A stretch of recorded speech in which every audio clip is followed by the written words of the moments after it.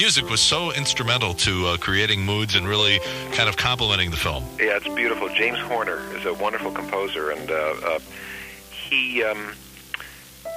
I'll just tell you a quick story. The first time that I showed the film to anybody who had not been, privy to the dailies and the shoot was when I showed it to James, who's the composer.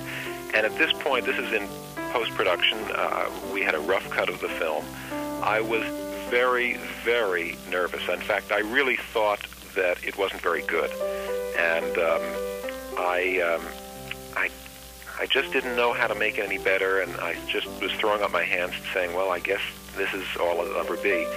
And James came in to look at the picture to decide if he was going to score it. And I showed the film to him and his agent. And when the lights came up, the agent turned around and said, gee, Phil, it's really wonderful. I really like it. I said, oh, thanks very much. And I'm thinking, well, he's an agent. He's going to say these things, And James didn't even turn around. And I'm talking to the agent, and James is still not turning around. And I'm thinking, oh, no, he hates it. And he's too embarrassed to turn around and even say, gee, thanks, but no thanks. And finally, the agent says, Jamie, what do you think? And without turning around, James said, would you excuse me for a second? And he got up and left. And I thought, oh, my God, this is just a disaster. He can't even say thank you. And the agent looks at me and he says, I'm sorry, I don't understand. I'm sorry. He goes out in the hall, comes back in a minute later, he says he's standing out there crying.